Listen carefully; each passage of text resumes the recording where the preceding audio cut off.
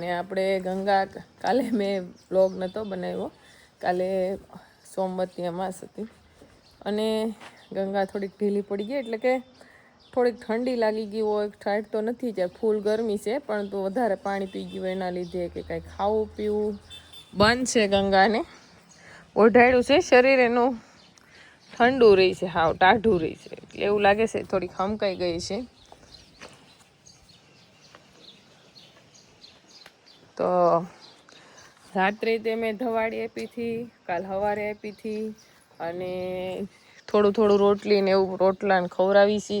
ક્યારેક મન થાય તો ખાણ થોડું ખાઈ લે છે, નિરણ ખાઈ લે છે, પણ બાકી સમધાર જો અત્યારે ઘરને નીર્યું છે તો એમને માથે ઊભી રહી ગઈ છે, ખાતી નથી. શું થયું ગંગા?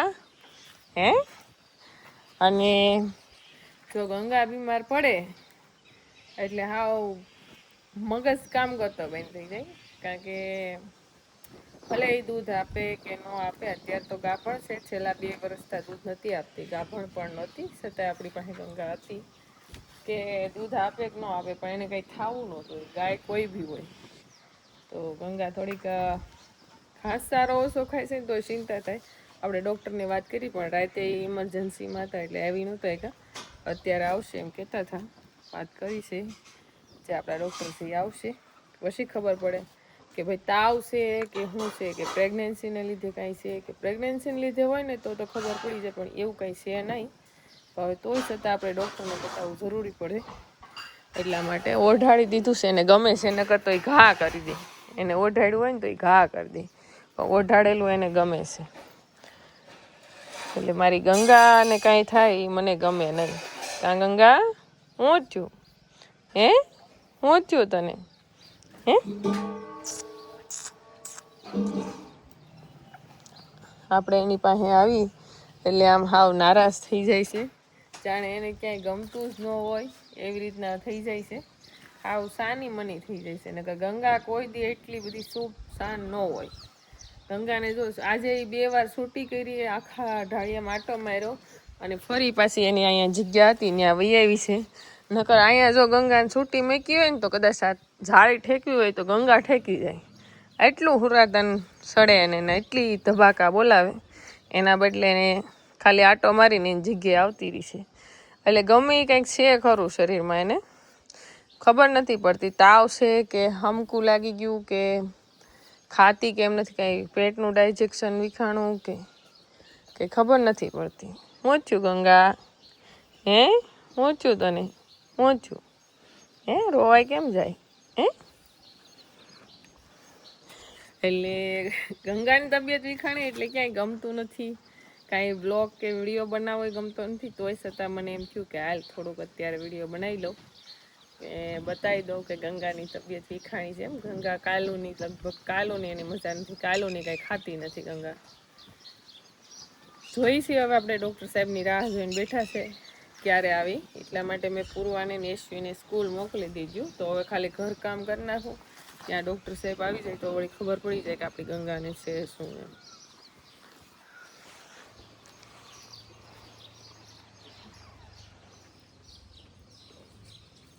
અત્યારે 8:30 વાગી ગયા છે અને વહેલી છાશ ફેરવાઈ ગઈ છે, અને માખણ જોવા જે આપણા હાથ માખણવાળા છે, કારણ કે છાશ વધી.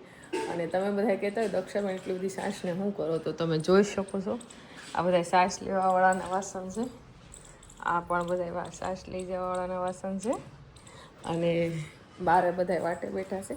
તો જેટલી અત્યારે છાશ બધી માણસોને આપી દઈએ, મજૂર વર્ગને, કારણ કે મજૂર હોય અથવા કોઈ બી બીજું વ્યક્તિ લેવા આવે છે ને ગાય ન હોય અથવા કંઈ પણ માલ ન રાખતા તો અમને આપી દઈએ છીએ, કારણ કે અત્યારે આવકળાટની ગરમીની માણસને આ સમયમાં અત્યારે છાશ ન મળતી હોય, એટલા માટે બધાને આપી દઈએ. 10-11 વાગી ગયા છે અને આપણે અત્યારે ચોમાસાનું મોડું હોવાથી નિરણ થોડીક તંગી આવી ગઈ છે, કારણ કે વાઢીઓ ઘાસ કાઢી લીધો છે, એટલા માટે તો જ્યાંથી પણ જેટલી પણ મળે છે એટલી આપણે લઈ લઈએ છીએ. તો આપણને એક જગ્યાએથી મળી ગઈ છે તો એટલી ગુંદળી આપણે હમણાં કામ આવશે, એટલા માટે લઈ આવ્યા છે. અને અત્યારે જો ગુંદળી નાખવાનું કામકાજ શરૂ છે અને પવન ખાવા માટે બેસી ગયા છે. બાને ક્યાંય ઘરમાં ગમતું નથી કા? હા તો બાને કંઈ ગમતું નથી કારણ કે પૂર્વાની એસપી સ્કૂલ વહી ગયું છે. જેનિશા હોસ્ટેલમાં છે એટલે જેનિશાને તો બહુ જ યાદ કરે. જેનિશાને ફોન આવ્યો હતો કે મમ્મા ચિંતા કરતી હતી, પહેલા થોડાક દિવસ નહોતું ગમતું, હવે તો મને ગમી ગયું છે અને હું 11માં રજા છે ત્યારે આવવાની છું. એટલે બહુ ખુશ છે. એટલે મને શાંતિ થઈ ગઈ. જેનીનો ફોન આવ્યો ને પછી જેની પપ્પાને બધા જો ઊંધળી વેવે છે અને ગાયોનું કામકાજ અત્યારે શરૂ છે. તો આપણે અત્યારે રસોઈ બનાવવાનું કામકાજ લેવા છે પણ ઊંધળીને ખાઈ જાય. ગંગાને આપણે ડૉક્ટર બોલાવી લીધો છે. ડૉક્ટરે કીધું છે કે ભાઈ કંઈ છે નહીં, બસ એને ખાવા પીવાને કારણે થોડું ઘણું આમ તેમ ડાયજેશન વિખાણું એટલે એને ખાવું નથી ભાવતું. તાવ કે એવું કંઈ છે નહીં, તોય છતાં આપણે નહીં ખાઈ તો દવા આપશું. અત્યારે ખાલી ઇન્જેક્શન આપ્યું એક. એટલે ગંગાની મને શાંતિ થઈ ગઈ. ગંગાની જો ફરી પાછી આપણે આ જગ્યાએ લઈ લીધી. થોડો વાર આપણે જગ્યા બદલીએ ને તો એને પણ ગમે અને એનું માઇન્ડ સંતુલન પણ આમ ફરે. એકદમ હાવ સમધારું રહી. ગંગા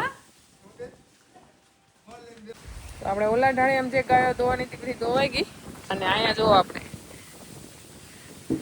ઢેલનું મિલ્કિંગનું કામ શરૂ છે. અહીંયા ગોરીનું મિલ્કિંગનું કામ શરૂ છે. હા બે દૂધ પીવે છે બેન ભાઈ. આ તો આયરો આયર દૂધ પીએ તે ધરા હે કા. હા પાસી નો વળે ને પવન તો એટલો ઉડે એની વાત જવા જો. ને આપણો સારો છે ને થોડોક પાસો પડી ગયો. એનું કારણ એ છે કે 15-20 દિવસથી વાડીમાં લાઇટ આવી નથી. અરજી કરી છે પણ દોવડા હામા કરવાનું કામકાજ શરૂ છે. પવનને લીધે બધા દોવડા એકાબીજા ભેગા થઈ જાય છે એના લીધે. એટલા માટે અત્યારે રિપેરિંગ કામ શરૂ. તો બા જો ગોરીન દોવા બેસી ગયા છે. જેનીના પપ્પા ઢેલનું મિલ્કિંગ કરે છે ને આ બેન જો આયરો દૂધ પીવે છે. અને હા આપણે વિડીયો બનાવવાનો હોય એટલે આપણે જે ગાયો દોતા ને એનો વિડીયો બનાવી લઈએ. પછી એકવાર કમેન્ટ આવી, દક્ષાબેન તમે તો કોઈ દી ગાયો દોતા જ નથી. સાચી વાત છે. મારે છે ને ખાલી સુભદ્રાને દોવાને, બાકી બધાને આડ ઊભું રહેવાનું મારે હોય. કારણ કે તોફાની ગાય હોય ને એની સામે હું તોફાની હોઉં એટલે તોફાન તો ન કરવાનું હોય પણ એને થોડોક પ્રેમ ભાવથી સમજાવવી પડે, રાખવી પડે. એટલા માટે મારે આડું રહેવાનું હોય. બા અને જેનીના પપ્પા વધારેમાં વધારે ગાયોનું મિલ્કિંગ કરતા હોય ને તો જેનીના પપ્પા. શું કેવું છે? અને બા પણ એટલી ગાયોનું મિલ્કિંગ કરવા લાગે. હું નથી દોતી, વાત 100%ની છે. પણ મારી ગંગા વૈયા હે ને ત્યારે હું મિલ્કિંગ કરી. ગંગાની તબિયત એકદમ સારી છે અને જો શાંતિથી ઊભી છે. થોડુંક પાણી પી લીધી છે. કેવી ડાઈ ગંગાને ખબર છે કે જો હું આને બીજાને દોવા દે ને તો દખું મને દોવા જ નહીં આવે. એટલા માટે કા ગંગા તો થોડી ઘણી ઘાસ સારો ખાધો છે. બાકી બધો થોડોક પડ્યો છે પણ મસ્ત અત્યારે ધરાઈને ખાધું છે. કાંઈ વાંધો નથી. થોડુંક ડાયજેશન વિખાઈ ગયું હતું તો ફરી પાછી રેડી થઈ. પણ થોડીક ઘૂમસૂમ તો રહે છે. હાવ ડીમ તો રહે છે. હાવ જે મોજમાં હતી ને એવી નથી રહેતી. ગંગા ગંગા આલે હા હું તો છો. અરે વાહ જોયું હો.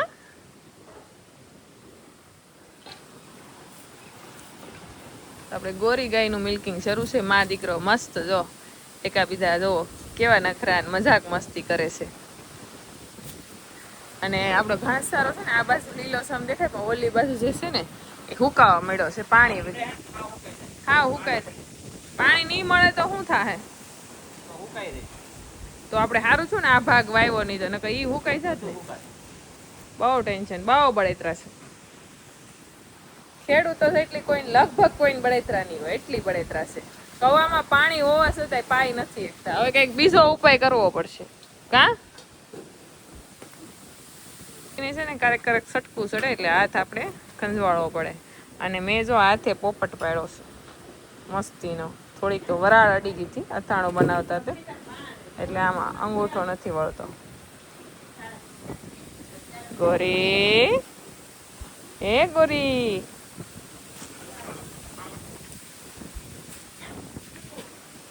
હાલો જો ઢેરનું મિલ્કિંગ થઈ ગયું છે અને મસ્ત દૂધ પી લીધું. ધરાય રહી કેટલું જોર કરે. શક્તિ બાકી આનામાં છે.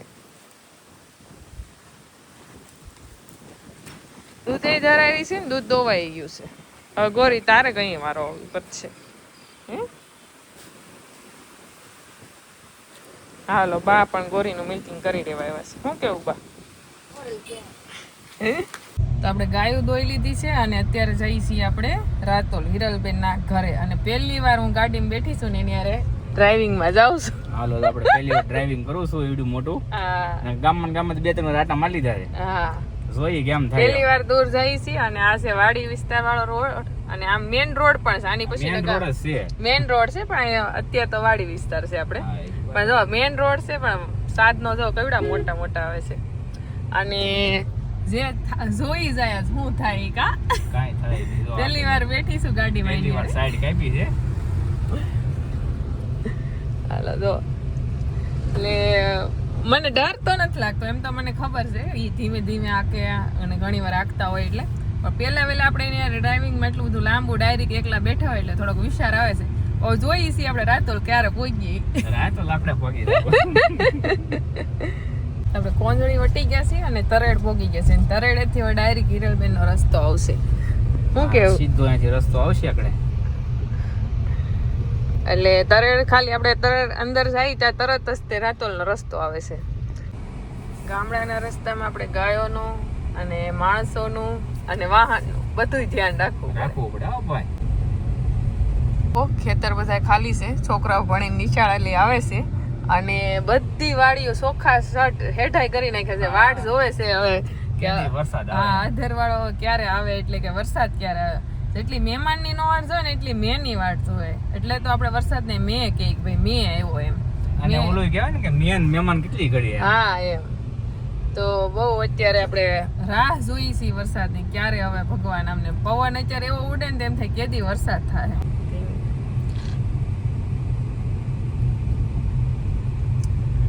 ટેમ્પાવાળા ભાઈ કે થોડું તમે સાઈડમાં લ્યો, થોડુંક અમે લઈ. આવડી ગઈ ગાડી, હવે આવડી ગઈ. અમે શીખાવશી એમ તો કયો. અમે શીખાવશી પણ ગાડી આવડી ગઈ. એમાં જ સાઈડ આપી દીધી કારણ કે એવડો રોડો મને તો કેમ સાઈડ આપશું. એટલે શીખતા હોય તો એ તો અઘરું લાગે થોડું. હાલો આખો યુ ટર્ન આવે છે ભાઈ રસ્તો, એટલે ખતરનાક. એક તો સિંગલ પટ્ટી, એમાં આખા યુ ટર્ન આવે. એમાં પછી શીખાવ કારીગર. એમાં શીખાવ કારીગર. બહુ અઘરું લાગે. બહુ અઘરું લાગે.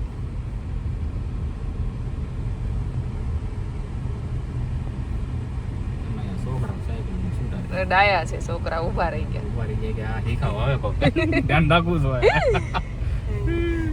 મહારાજા ઉભા છે રસ્તા વસાડે. એ ભાઈ નગો વ્યો જા. નગર રસ્તાનો વારો પડી જાય. હો ભાઈ, ભાગ્યો તો આપણે ગામમાં પહોંચી ગયા છીએ. અહીંયા સુધી તો ગાડી હાલી ગઈ છે. હવે હિરલબેન ના ઘર સુધી પહોંચાડવાની છે. હિરલબેન નું ઘર ક્યાં આગળ? પેલી ગાડી પેલી વેલી આખતા હોય ને તો બધા આમ કેવાય ને ડગલે ને પગલે વિચાર કરતા હોય. હા, કે પુલ આવ્યો છે ને ઢાળ આવ્યો છે ને ટર્ન આવ્યો છે ને પછી તો કોઈ યાદ નહીં કરે. આ બે જોવો અહીંયા. બોલો હવે આ હિખાવ માણા ગાડી કેમ આખવી? હલતાય નથી મહારાજા ને જેમ ઉભા. કેમ ઉભા? ભાઈ ગયા હો ભાઈ. ખબર પડી ગઈ કે હિખાવ છે ભાઈ. તો ફાઇનલી હિરલબેન નું ઘર આવી ગયું છે ને મને પોગાડી દીધી શાંતિથી. હવે પાછી ઘરે પોગી જાવ એવી પ્રાર્થના કરું. તો આપણે જો હિરલબેન ના ઘરે આવ્યા હતા ને ડાયરેક્ટ જઈશી વાડીએ, કારણ કે ગાયું તો બધી વાડીએ છે. વાડીએ ગાયું વગર કઈ મજા આવે નહીં. શું કેવું? દક્ષાબેન કહે છે કે હાલો આપણે વાડીએ આટો મારતા આવી, કેમ કે એક નવી ગાય પણ લાવ્યા, એના પણ દર્શન કરાવી દઈએ અને કઈક નવો વાડો કર્યો છે તો એ દક્ષાબેન ના વ્લોગ માં તમને જોવા મળી જાય કે આપણો કેવો વાડો બન્યો છે. બાકી હિરલબેન તો 1 મિનિટ ફ્રી નથી, એનો બિઝનેસ એમ અત્યારે હાલે છે. સાબુ શેમ્પુ બનાવ વ્લોગ મૂકવાનું. આપણે આવ્યા હતા હિરલબેન ના ઘરે, પણ હિરલબેને આપણને ગૌશાળાના દર્શન કરવા માટે લાવ્યા હતા. એક દિવસનો એવો સમય હતો કારણ કે હિરલબેન પાસે ગૌશાળા નહીં વાડી હતી. વાડી આપણે લઈ હતી આપણા વિડીયામાં. પણ આજે હિરલબેને આખી ગૌશાળાનું જો આમ ડેવલપમેન્ટ કરી દીધું છે. અહીંયા જો બધા વાછરું છે, અંદર બધી દોવાની ગાયો છે, પછી અહીંયા બધી છૂટી ગાયો છે, દોવા નથી દેતી એ બધી છે, અને મસ્ત ગાયો છે. અને અહીંયા પણ મસ્ત કરી દીધું છે. તો ઘણું બધું બેન તમે પ્રગતિ ઘણી કરી છે. ગૌ માતાની કૃપા થાય ને ત્યારે આ બધું થાય. નગર આપણે ગૌશાળાની શરૂઆત કરીને ખાલી 2 ગાયોથી કરી હતી અને પેલા હાવ નાનું એવું ત્યાં સફર હતું. પછી આ ધીમે ધીમે બધું ગૌ માતાની કૃપા હોય ને એટલે બધું થઈ જાય. કૃપા તો વાત છે જ તે, પણ બીજી એક ખાસ વાત એ છે કે રોજ સાંજ પડે ને 10 વાર ફોન આવતા 10 જણાના કે દક્ષાબેન અમારે ગાયું રાખવી છે, અમારે ઘી દૂધ વેચવા. પેલા તો ઘી દૂધ વેચવા હોય ને તો ગૌશાળાના જરાક સપના ઓછા જોવા. પેલા તો ગાયોને કેવી રીતના રાખવી, ગાય કેમ રહેશે, ગાયને ફાવશે કે નહીં, અને ગાયને આપણે કેવી રીતના રાખશું, આ બધું વિચાર કરવો પડે. થોડુંક સહન શક્તિ કરવી પડે. એવું નહીં આપણે લોકો એવું વિચારીને કે ગૌશાળા કરશું તો બધી ગાયો દોવા દેશે, બધી ગાયનું દૂધ થશે, ઘી થશે, પણ એ બધું પોસિબલ નથી. ખોટી વાત. અત્યારમાં અમે લોકો હિસાબ કરીએ ને તો અમે લોકો કરતા જ નથી. દક્ષાબેન અમારું બેયનું સેમ ટુ સેમ જ કામ છે.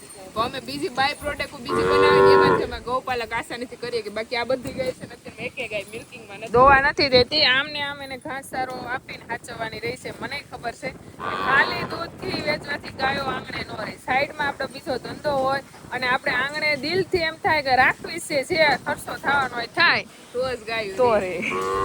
ત્યારે જ આપણને એટલો પ્રેમ કરીએ કે અને એની કૃપા હોય ને. તો અત્યારમાં કેવું હતું કે આપણે એવું નતા વિચારતા કે ગાય ઘી વેચે, ગાય દૂધ અથવા ઘી વેચીને આપણે પાલન પોષણ કરીએ, પણ એની કૃપા હતી એટલે આપણે જે પ્રોડક્ટ કરીએ છીએ ને એમાં આના આશીર્વાદ